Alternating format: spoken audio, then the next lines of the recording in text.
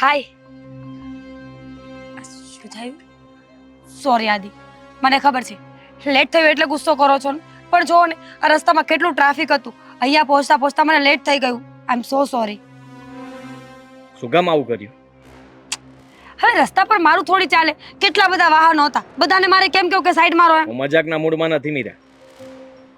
તને એટલા માટે બોલાવી છે કે તે મારી સાથે ખોટું કર્યું છે.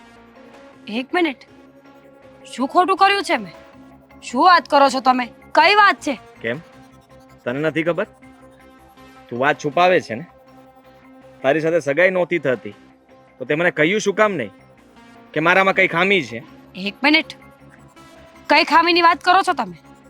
બીમારી? કઈ બીમારીની વાત કરો છો? એ જ કે તને એડ્સ છે. અત્યાર સુધી તે મને અંધારામાં રાખ્યો. તને એટલા છોકરાઓ જોઈને ગયા હતા તો બધાને વાત કરી હશે. બસ હવે. ખબર પડી ગઈ હશે બધાને. એટલા માટે તો તારી સાથે કોઈ સગાઈ ના કરી. મોટી તું હતી છતાંય તે તારા કેમ લગ્ન ન થયા? હા, ખબર દામિની નહીં. સાથે જ મારી વાત કેમ ચાલી હતી એ આજે મને સમજાણું છે. પણ તે મારી સાથે ખોટું કર્યું.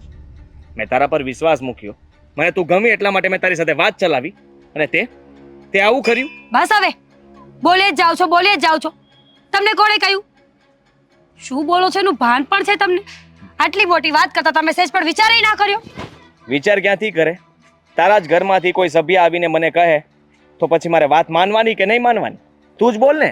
અચ્છા, તો આગ મારા ઘરનાઓએ જ લગાવી છે. જો આદિ, આ વાત તદ્દન ખોટી છે. તદ્દન ખોટી છે? તું ખોટી છે. મેં ક્યારેય નહોતું વિચાર્યું કે તું મારી સાથે ખોટું બોલીશ. આટલા સમયથી આપણે મળીએ છીએ, અવારનવાર મળતા હતા, છતાં પણ તારા મોઢામાંથી એક વાર પણ એમ ના બોલાણું કે મને પ્રોબ્લેમ છે. કઈ બીમારી છે મને કહેશો? શું કહ્યું છે મારા ઘરના લોકો એ કહેશો મને? દામિનીએ કહ્યું છે મને કે મારી બેન HIV પોઝિટિવ છે અને એટલા માટે જ એની સાથે કોઈ લગ્ન નથી કરતું. જુઠ્ઠું બોલો છો તમે. મારી બેન આવું ક્યારેય ના બોલી શકે. અને આટલી મોટી વાત એકદમ તદ્દન ખોટી વાત છે. તદ્દન ખોટી ને? મને ખોટી નથી લાગતી અને મેં નક્કી કર્યું છે કે તારી સાથેના બધા સંબંધ તોડીને હું દામિની સાથે સગાઈ કરી લઈશ હાદી. અને લગ્ન પણ એની સાથે જ કરીશ. સમજવાની કોશિશ કરો. સમજવાની કોશિશ તું કર. મન તો થાય છે તને એક લાફો મારું, પણ રહેવા દઉં ને. એમ પણ તને મારીને શું ફાયદો? સારું થયું કે મેં તારી સાથે લગ્ન ન કર્યા, નહીં તો તું મારી જિંદગી પણ બરબાદ કરી નાખે. મીરા, એટલું જરૂર કહીશ કે તને જરાય વિચાર ના આવ્યો. તે પોતાનું તો ન વિચાર્યું પણ તે સામેવાળાના જીવનનું પણ ન વિચાર્યું. આદિ, આવું કંઈ જ નથી. તમે સમજો છો એ વાત ખોટી છે. કસમ ખાઈને કહું છું, આવું કંઈ નથી આદિ. કસમ ખાવાથી શું સંબંધ સુધરી જશે? હું માની જઈશ. આદિ, મને એક મોકો તો આપો. મારી જાતને સાબિત તો કરવા દો મને. તમે શું મારી સાબિત વાત કરવા માંગે છે તું? હા, સાબિતી શું છે તારી પાસે? આદિ, મને એ તો નથી ખબર કે મારી બેન અહીંયા આવીને આવું શું કામ બોલી છે, પણ એટલું જરૂર કહીશ કે આ વાત તદ્દન ખોટી છે. મેં તને અહીંયા એટલા માટે જ બોલાવી છે કે આજ પછીના આપણા સંબંધ પૂરા. આદિ પ્લીઝ. આપણે ક્યારેય નહીં મળીએ આદિ પ્લીઝ. અને હું તને મળવા માંગતો પણ નથી. પણ મને એક મોકો તો આપો. મોકો? ચાલ, આપ્યો મોકો. શું કરીશ એનું? હા, તમારો ફોન આપો મને. મારો ફોન? અરે દામિનીને ફોન કરવો છે. લે, પૂછવું હશે ને? પૂછી લે. જ્યારે એ જ કહે છે ત્યારે ક્યાં જઈશ? અને બધા લોકો કહે છે ત્યારે? હેલો દામિની, અહીંયા આવજે તું મારી પાસે. એડ્રેસ મોકલું છું, ફટાફટ આવ.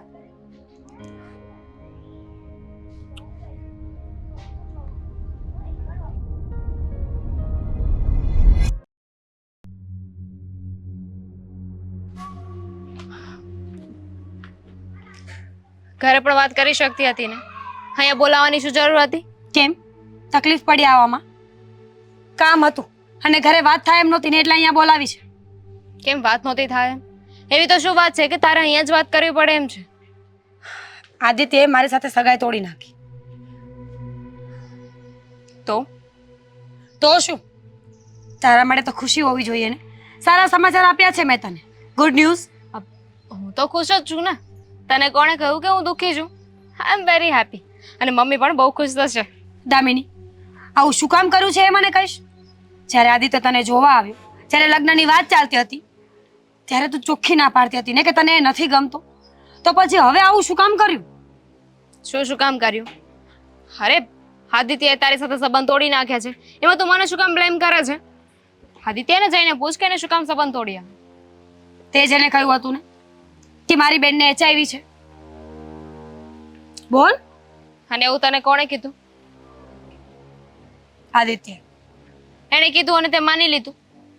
હું તારી સગી બેન છું ને, તો તારે કોની વાત માનવી જોઈએ? મારી કે આદિત્યની? તને કોની વાત ઉપર વિશ્વાસ હોવો જોઈએ? આદિત્યની વાત પર વિશ્વાસ કરું છું, કારણ કે તારા શબ્દો કહે છે કે તું ખોટી છે. માણસના ચહેરાના હાવભાવ પરથી ખબર પડી જાય દામિની. હવે સાચું બોલી જા કે તે આવું શું કામ કર્યું છે અને કોના કહેવાથી? જે થઈ ગયું એને ભૂલી જા ને, તો એમાં તારી અને મારી બંનેની ભલાઈ છે. વાત આદિત્યની નથી દામિની, વાત મારી બીમારીની છે. આ વાત આદિત્ય કાલે સમાજમાં ફેલાવશે, કુટુંબમાં ફેલાવશે, આપણી આખી જ્ઞાતમાં એવી વાત ફેલાવશે કે મને એઇડ્સ છે. તું સમજતી કેમ નથી?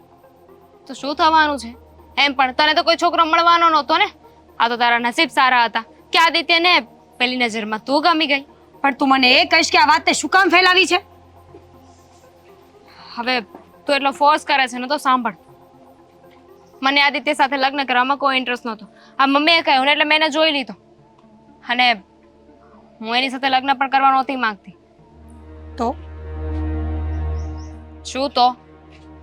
પણ બાય ચાન્સ આદિત્યએ તને પસંદ કરી, તારી સાથે ખુશીથી રહેવા લાગ્યો, તને અવારનવાર ગિફ્ટ આપતો હતો, તને એટલી સારી રીતે રાખતો હતો. મમ્મી સાથે મારી વાત થઈ, એમણે મને કહ્યું હતું કે એક દિવસ તું પછતાઈશ. જ્યારે આદિત્યએ આપેલા બધા ગિફ્ટ તું મને બતાવતી હતી, તો મને પણ એકવાર વિચાર આવ્યો કે એકચ્યુઅલમાં જે થયું એ ખોટું તો થયું જ છે. મમ્મી કહેતા હતા એ સાચું છે કે આદિત્ય તો મારી સાથે હોવો જોઈએ. એટલે જ તે આ ખોટી વાત આદિત્યને કરીને. હા, અને આમાં મમ્મી પણ મને સપોર્ટ કરશે, કારણ કે પ્લાનિંગ પણ મમ્મીનો જ હતો. કરી લીધો સપોર્ટ? હા આદિ, હા હા, તમે લોકોએ સારો પ્લાન બનાવ્યો. મેં આને ન કહેવાના શબ્દો કહી દીધા.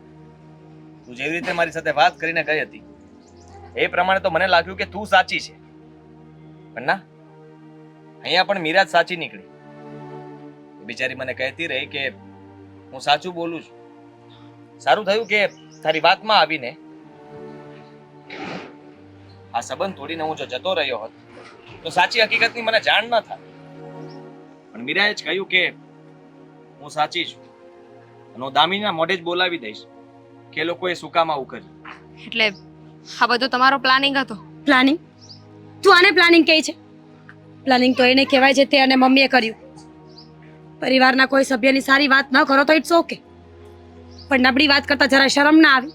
અને એ પણ સાવ ખોટી વાત. આવો વારો તારો કરવાની જરૂર શું હતી?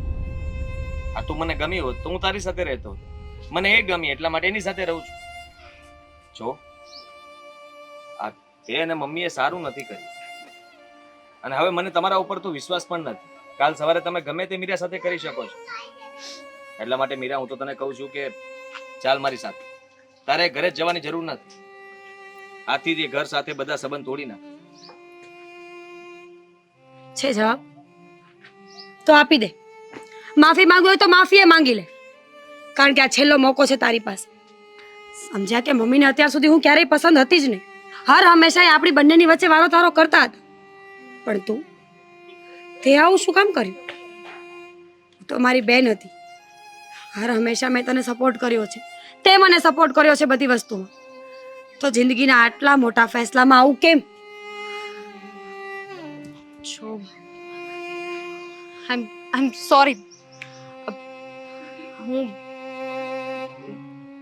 તારાથી ઈર્ષા કરતી હતી, મને જલન થતી હતી તારાથી. ખબર નહીં આ જલન મારામાં ક્યાંથી આવી ગઈ. તને ખબર છે ને, મેં ક્યારે તારી સાથે એવું નથી કર્યું. પ્લીઝ મને માફ કરી દે. હું હંમેશા તારા પક્ષમાં જ રહી છું ને. નાની બેન સમજીને પ્લીઝ ભૂલી જા. દામિની, માફી તો હું આપી દઈશ, પણ તને શું લાગે છે આ કડવો અનુભવ ક્યારેય ભૂલાશે ખરા? તું વિચાર તો કર. માણસને ઘા લાગે ને તો એનો દાગ આખી જિંદગી સાથ નથી છોડતો. તો સંબંધ છે, આ દાગ આખી જિંદગી આપણી બંનેની વચ્ચે રહેશે. તું બેન છે એટલે માફ તો કરું છું, પણ બીજી વાર હવે હું વિશ્વાસ નહીં કરી શકું તારા પર.